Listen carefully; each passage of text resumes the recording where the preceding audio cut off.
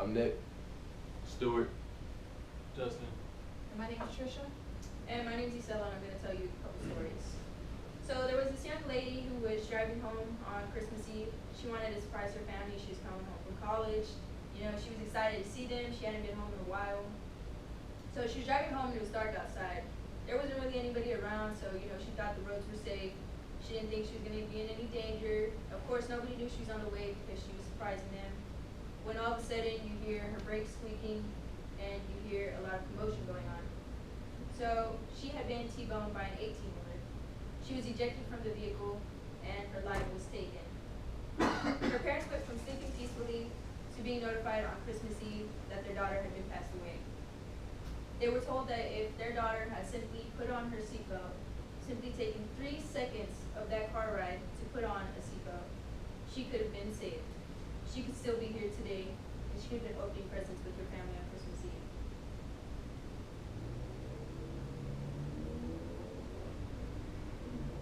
Now, the story I just told you wasn't a true story, but just because it wasn't true doesn't mean that could have been you. It could easily be you at any time.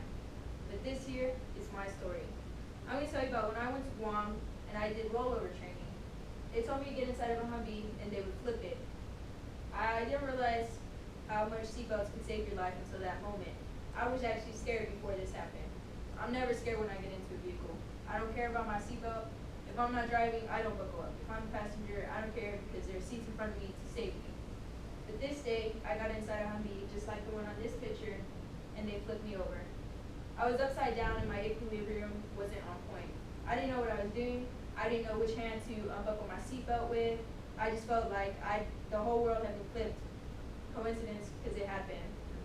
When I finally unbuckled my seatbelt and got out of the Humvee, I realized that had I not been wearing my seatbelt, I would have been thrown out of the vehicle. I could have been thrown anywhere in that vehicle. I could have landed in the back seat with my head pinned against a window.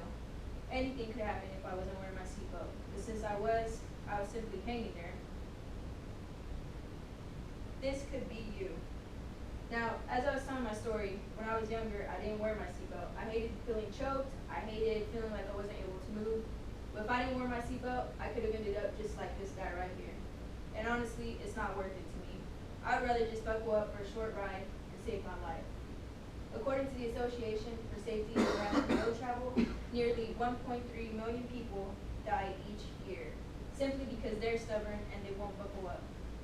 Did you know that on average, that's 3,287 deaths a day?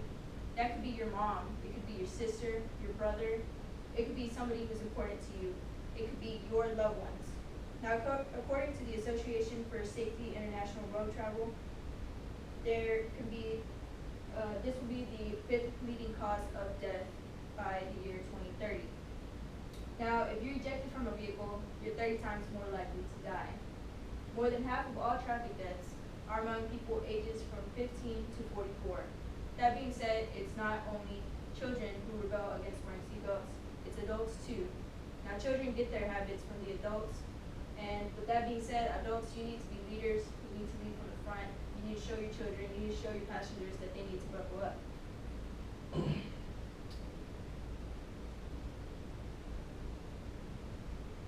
Now, I'll tell you some of the benefits of buckling up. Now, wearing your seatbelt can reduce the risk of a car crash injury by 50%. That means 50% less deaths. I think it's worth it. Now, during a 4-year period, more than 75,000 lives could be saved, but they're not, simply because you don't buckle up. Now, nationwide seatbelt usage is of an all-time of 88% right now. That means 88% of people are being saved due to their seatbelts. Now, people ages 16 to 24 are less likely to wear seatbelts. 16 to 24, that's pretty young. What if it's your 16-year-old sister who dies in that car accident?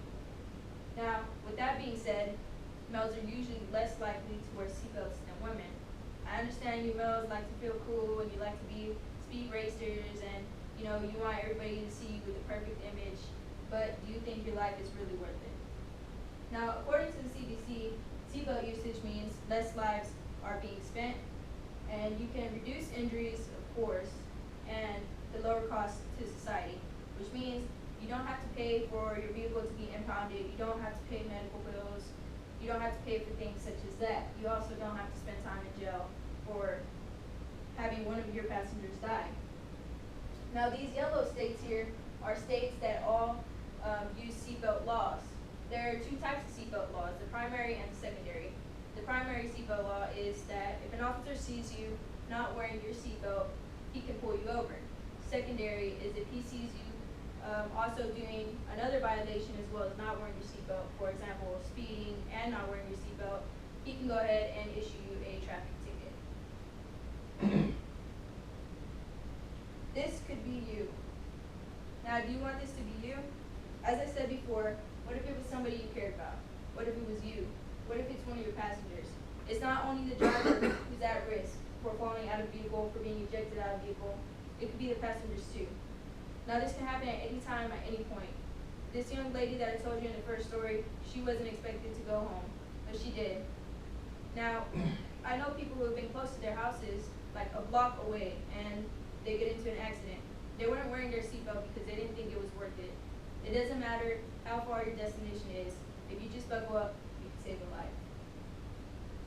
I want to thank you all for being here today to listen to my speech and taking time to hear me out.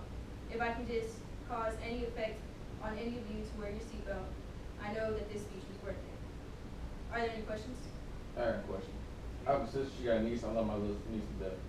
I watch out for her and all that stuff. Then she's young. My sister riding in the front seat. I told her not to. She's like, don't worry, she'll be fine. But I seen little kids die riding in the front seat. They think they're safe, they're not. But what's like the age limit to ride in the front seat? Okay, I understand that you love your niece a lot. Though airbags can kill young children due to the pressure of the impact. For example, if you have a toddler or a infant who requires a car seat, they should not be riding in the front either. If you are riding in the front, you need to be at least the age of 12 or older, because as I said, the impact of the airbags can kill you because of the pressure. Thank you.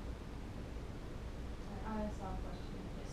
So I have a lot of pregnant friends, and we always talk about amongst ourselves, like, is it safe to wear a seatbelt even though you're pregnant? Because I've heard that a lot of pregnant people don't like wearing seatbelts because they feel restrained and they feel like their child is not secure. But is there a right way for someone to put a seatbelt on if they are pregnant? If you are pregnant, you do need to wear your seatbelt because you could be ejected from the vehicle at any point.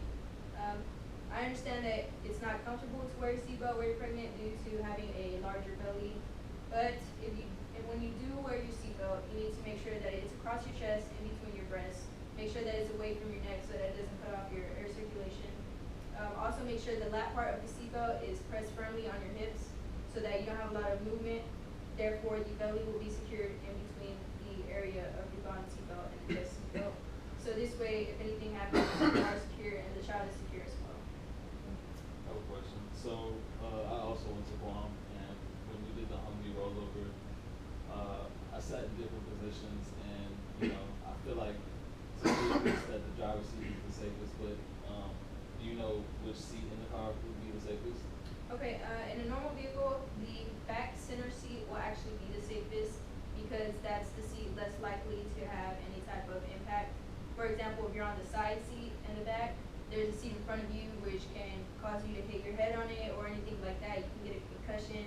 Also, since the seat has an area on the bottom, if you're behind another seat, your leg can actually get broken and cause to be bent under the seat.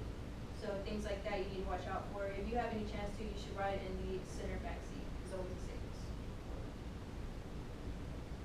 Are there any other questions? Very. Okay, thank you all for being here today.